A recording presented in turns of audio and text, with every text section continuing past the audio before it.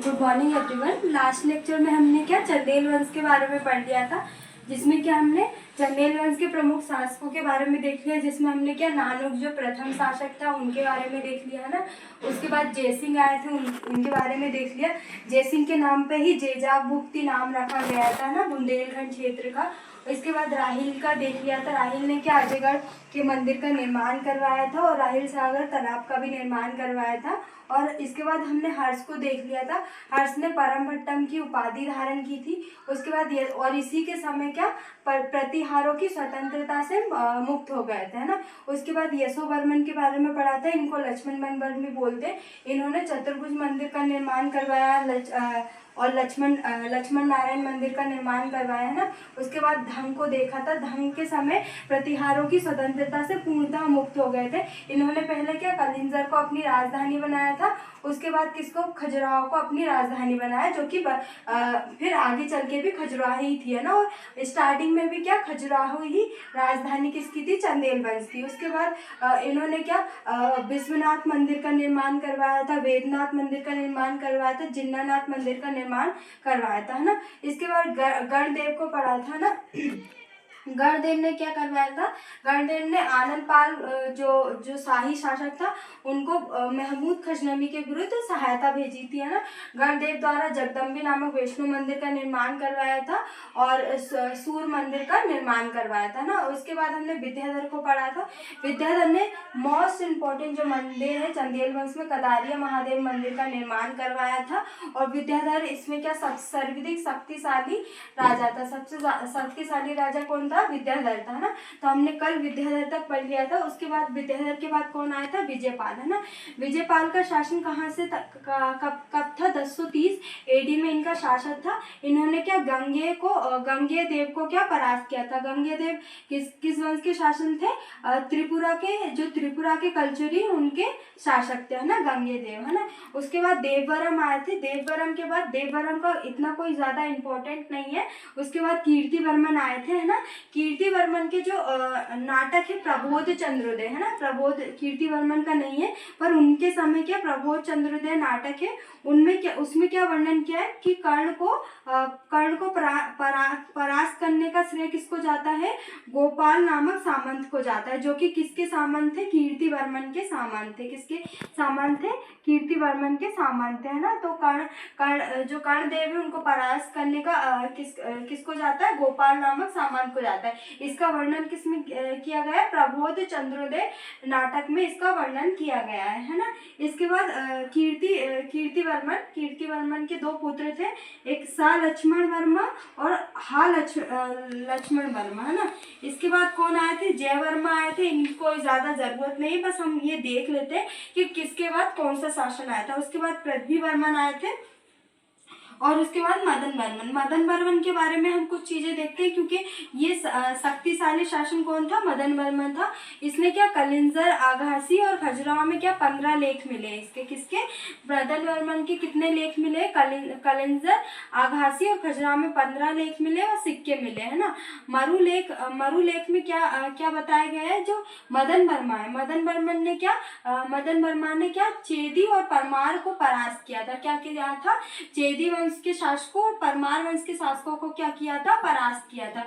और इसने जो कलचुरी वंश के शासक है यशकर्ण और गायाकर्ण, कौन है, यशकर्ण और गायाकर्ण को भी क्या परास्त किया था, किसने, मदन वर्मन ने परास्त किया था, है ना। उसके बाद मदन वर्मन के बाद क्या कौन आता है, परमादिदेव, है ना।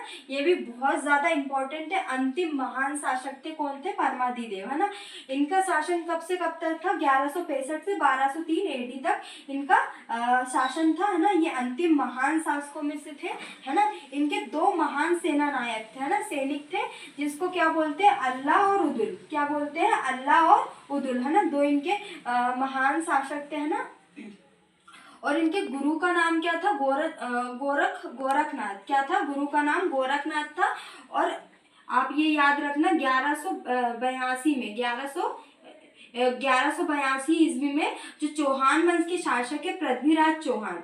कौन है? पृथ्वीराज चौहान व परमादिदेव के बीच युद्ध हुआ था, जिसमें कि किसकी विजय हुई थी? जिसमें पृथ्वीराज चौहान की विजय हुई थी, है ना। और इसमें क्या कौन जो परमादिदेव के दो महान सेना नायक है अल्लाह और उदुल क्या मारे गए थे, क्या वीरता को प्राप्त हो गए थे। अल्लाह और उदुल वीरता को प्राप्त हो गए थे, है ना, इनके तो जो सेना नायक है ना। उसके बाद 1213 में क्या कुतुबुद्दीन ऐबक ने आक्रमण किया था। कब किया था? 1203 में कुतुबुद्दीन ऐबक द्वारा आक्रमण किया था, जो कि कब परमाल, है ना, परमादिदेव को परमाल भी बोलते हैं ना, को परास्त किया। और 1205 में चंदेल वंश को क्या दिल्ली सल्तनत में मिला दिया गया था। कब? 1205 में चंदेल वंश को क्या दिल्ली सल्तनत में मिला दिया गया है। इसके बाद जो त्रिलोक वर्मन ने 1203 से 47 तक इन्होंने शासन किया था। उसके बाद अगर अंतिम की बात करें तो अंतिम कौन था? कीरत सिंह, है ना। अंतिम कौन शासन था चंदेल वंश का? कीरत सिंह था। और इनकी पुत्री कौन थी? दुर्गावती, है ना। दुर्गाबाई, है ना, इनकी पुत्री दुर्गाबाई थी, है ना। कीरत सिंह, है ना। अंतिम कौन था चंदेल वंश का शासन? कीरत सिंह था। तो क्या ये हमारा क्या चंदेल वंश कंप्लीट हो गया है। हमने क्या जो चंदेल वंश से संबंधित जो पुस्तकें हैं जो मुस्लिम शासकों द्वारा लिखी गई है ना, प्रबोध चंद्रदेव प्रबंध कोश, है ना, प्रबंध कोश कृष्ण मित्र द्वारा लिखी गई है, अल्लाह खंड जगनीन द्वारा, ये सब चीजें हमने देख ली है ना। पृथ्वीराज रासो और परमार राज रासो, इसका भी हमने देख लिया, जिसमें पृथ्वीराज चौहान और जो परमादिदेव के बीच युद्ध हुआ था उसका वर्णन किया गया। ये सारी चीजें और जो कला के क्षेत्र में है ना, मंदिरों में विशेषकर, ये सब चीजें हमने देख ली। और जो हम कला है चंदेल वंश की, वो हम जो एमपी के आर्ट एंड कल्चर में इसको इन डिटेल और अच्छे से पढ़ लेंगे, है ना। नेक्स्ट हम कौन सा वंश देखेंगे? गुर्जर प्रतिहार वंश। गुर्जर प्रतिहार वंश जो कि पहले क्या चंदेल वंश गुर्जर प्रतिहार वंश के अधीन थे, है ना। तो आज हम क्या देखेंगे? गुर्जर प्रतिहार वंश 8वीं शताब्दी में ये कहाँ पे था? उज्जैन में क्या था? गुर्जर प्रतिहार वंश था, है ना। प्रथम कौन थे इनके शासक? नागभट्ट प्रथम थे, जिनका शासन कब से कब तक था? 730 से 760 एडी तक किसका शासन था? नागभट्ट प्रथम था। नागभट्ट प्रथम का शासन था ना। इनको क्या बोलते हैं? हरिश्चंद्र के नाम से भी जानते हैं। किसको? नागभट्ट प्रथम को अन्य नाम क्या है? हरिश्चंद्र के नाम से भी जानते हैं। जो ग्वालियर अभिलेख है, ग्वालियर अभिलेख में क्या बताया है कि जो गुर्जर प्रतिहार वंशों ने अरबों को सिंध से आगे नहीं बढ़ने दिया था, है ना। तो ग्वालियर अभिलेख में क्या लिखा हुआ है कि जो गुर्जर प्रतिहार वंश है उन्होंने अरबों को सिंध से आगे नहीं बढ़ने दिया था। मतलब जो गुर्जर प्रतिहार वंश है वो शक्तिशाली शासन था, ना, शक्तिशाली शासन था। नेक्स्ट हम क्या देखेंगे? गुर्जर प्रतिहार वंश पढ़ा है। अभी हमने क्या चंदेल वंश का कंप्लीट कर लिया है ना। कल के लेक्चर में हमने चंदेल वंश आधा कंप्लीट कर लिया था। आज के लेक्चर में हमने चंदेल वंश को कंप्लीट कर लिया है ना। उसके बाद हम क्या पढ़ेंगे? गुर्जर प्रतिहार वंश, है ना। गुर्जर प्रतिहार वंश के बारे में हमने बेसिक इन्फॉर्मेशन अभी देख ली है ना। तो जो गुर्जर प्रतिहार वंश है उसके जो दरबार है उसको क्या बोलते हैं? नाग व लोक का दरबार। नाग व लोक का क्या बोलते हैं? दरबार बोलते हैं। जिसमें क्या गोहिल वंश है, चौहान वंश है, परमार वंश है, राठौर वंश है, चंदेल वंश है, चालुक्य वंश है, कलचुरी वंश, क्या इनके दरबार में रहते थे। क्या इनके मतलब इनके अधीन थे। ये जो वंश है इनके अधीन थे, है ना। और जो चंदेलों ने इनकी अधीनता से मुक्ति कब प्राप्त कर ली थी? हर्ष के समय, है ना। उसके बाद जो ग्वालियर प्रशस्ति है, ग्वालियर प्रशस्ति में क्या बोला है? जो गुर्जर प्रतिहार वंश को नारायण व लमछेनों का नाशक बोलते हैं। नारायण व लमछेनों का नाशक बोलते हैं। तो डायरेक्ट क्वेश्चन पूछ सकते हैं कि नारायण व लमछेनों का नाशक किसको कहाँ पर बोला गया है? तो ग्वालियर प्रशस्ति में। और किस वंश को बोला गया है? गुर्जर प्रतिहार वंश को बोला गया है ना।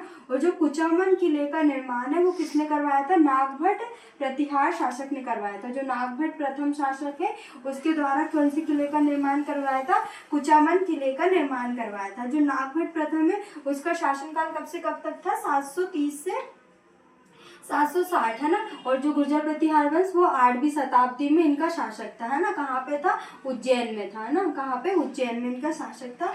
और जो नागभट्ट प्रथम है उनके दो पुत्र थे, कोकुल्य और देवराज। कौन थे? कोकुल्य और देवराज, है ना। देवराज का एक पुत्र था जिसका नाम है वत्सराज। ये जो गुर्जर प्रतिहार वंश के प्रमुख शासक थे, है ना। गुर्जर प्रतिहार वंश के प्रमुख शासक थे। गुर्जर प्रतिहार वंश के कौन थे? प्रतिहार वंश के क्या थे? कौन प्रमुख शासन थे? वत्सराज के, जिसको क्या बोलते हैं? वास्तविक संस्थापक बोलते हैं। क्या बोलते हैं? वास्तविक संस्थापक बोलते हैं। जो वत्सराज की पत्नी है, पत्नी कौन है? सुंदर देवी, है ना। सुंदर देवी से क्या? सुंदर देवी से विवाह हुआ, जिससे नागभट्ट द्वितीय उनके पुत्र हुए। कौन हुए? नागभट्ट द्वितीय पुत्र हुए। ये कौन थे? सबसे शक्तिशाली शासकों में से एक थे, है ना। और वत्सराज को क्या बोलते हैं? वास्तविक संस्थापक बोलते हैं प्रतिहार वंश का, है ना। इन्हीं के समय, जो वत्सराज के समय क्या हुआ था? कुबले माला एक ग्रंथ है जो कि उदयतन सूरी द्वारा लिखा गया। कुबले माला किसके द्वारा लिखा गया? उदयतन सूरी के द्वारा कुबले माला लिखा गया। और जो जिनसेन है, जिनसेन कौन है? जिनसेन जैन आचार्य द्वारा हरिवंश पुराण की रचना की गई। किसके द्वारा? जिनसेन जैन आचार्य के द्वारा हरिवंश पुराण की रचना की। तो डायरेक्ट क्वेश्चन पूछ सकते हैं, हरिवंश पुराण की रचना किसने की? तो जिनसेन ने। और जो कुबले माला की रचना किसने की? तो उदयतन सूरी के द्वारा कुबले माला की रचना की, है ना। और वत्सराज के समय ही ओसिया में सूर्य जैन महावीर मंदिर का निर्माण करवाया था। क्या? कहाँ पे? ओसिया में सूर्य व जैन महावीर मंदिर का निर्माण करवाया था, जो कि कहाँ पर स्थित है? पश्चिमी राजस्थान में स्थित है, जो कि पश्चिमी राजस्थान का सबसे प्राचीन मंदिर माना जाता है ना। और इन्होंने क्या किया था? बंगाल के जो धर्मपाल को क्या किया था? परास्त किया था। किसने? वत्सराज ने, है ना। और जो वत्सराज है वो ध्रुव से पराजित होकर क्या रेगिस्तान चले गए थे। उसके बाद इनके पुत्र को नागभट्ट द्वितीय ने शासन किया था। वत्सराज के बाद इनका शासनकाल कब से कब तक था?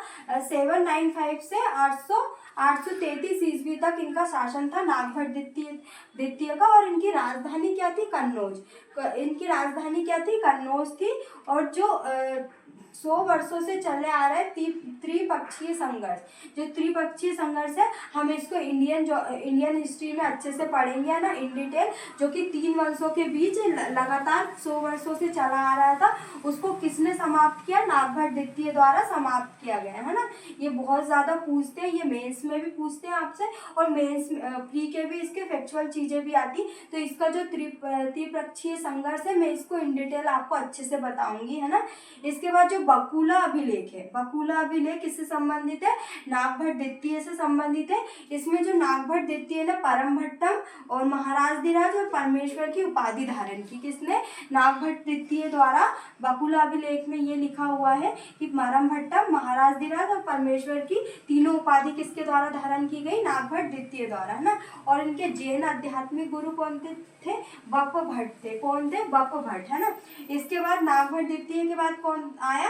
मिहिर भोज प्रथम। कौन थे? मिहिर भोज प्रथम आए। इनका शासन 836 से 885 ईस्वी तक इनका शासन था, है ना। ये क्या वैष्णव धर्म से संबंधित थे, है ना। कौन थे? मिहिर कौल वैष्णव धर्म से संबंधित थे।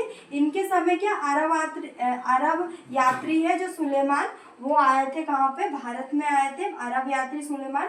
उन्होंने जो मिहिर भोज को क्या बताया? सबसे शक्तिशाली शासक बताया। क्या बताया?